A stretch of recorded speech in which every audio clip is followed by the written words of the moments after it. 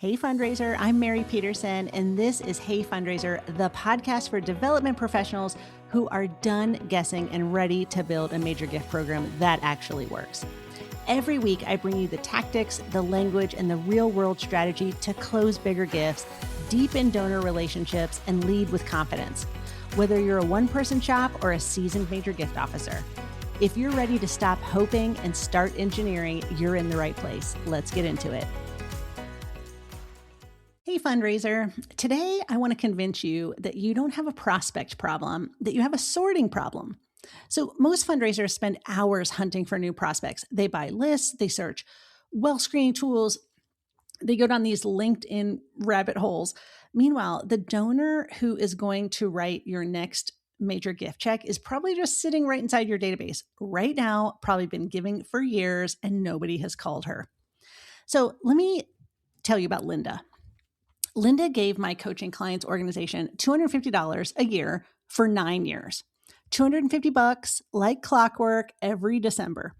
And nobody ever called her. Nobody ever asked her why she gave, what she cared about, and whether she would consider a larger gift. But she was like this steady, amazing donor.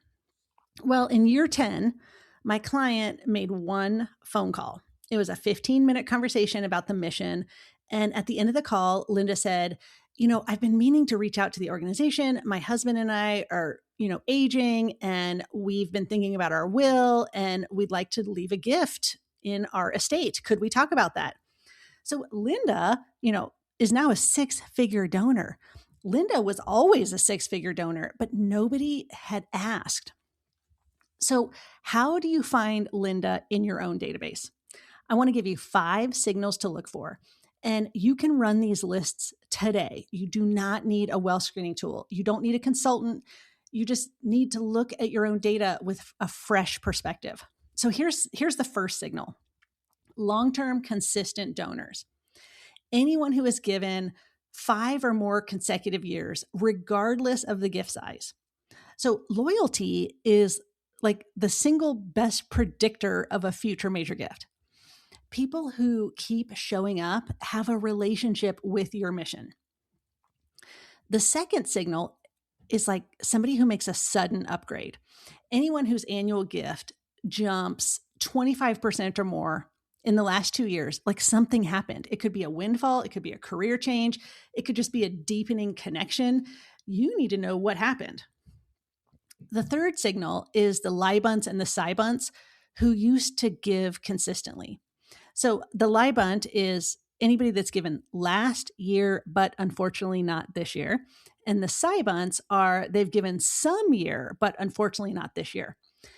Anyone who gave generously in the past and hasn't given recently, like don't write them off. Call them. There's probably a story there. Signal 4, donors who give to specific programs, not just unrestricted. So people who designate are people who care about something specific. They're telling you what matters to them. There's a major gift conversation just kind of waiting to happen.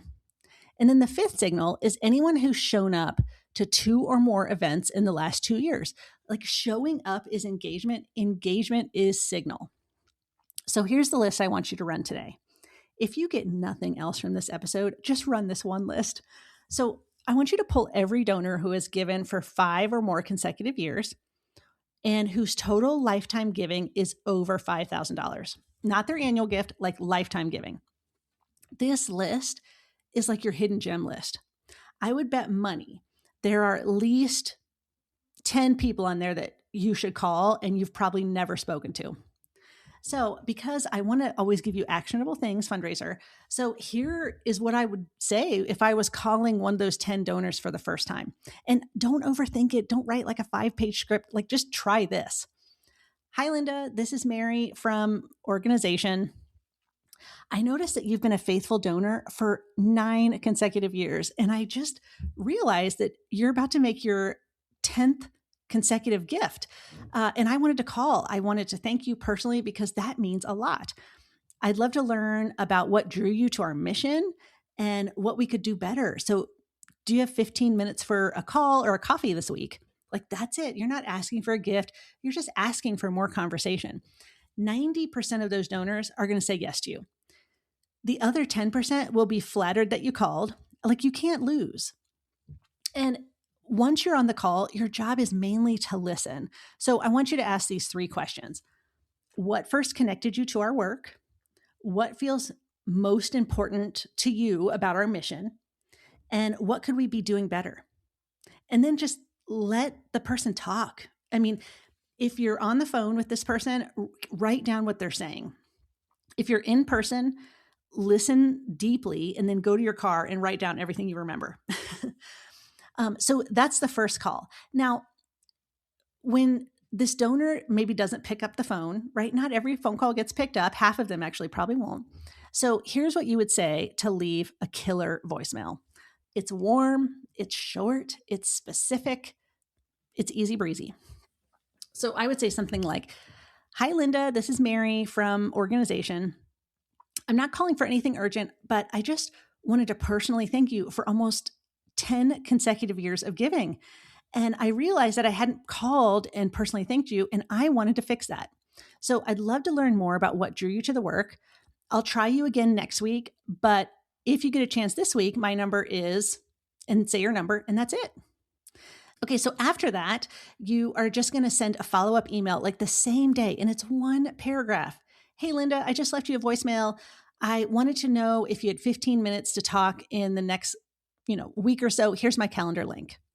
And then in another week, because most fundraisers don't stop after 1 attempt, ladies and gents, they don't. Like, they do like 3 touch points over like 2 weeks. That's usually my sweet spot. So in your 3rd attempt, if you haven't connected, I want you to send something in the mail, handwritten. And I want you to write, "Hey, Linda, I tried to reach you a couple times.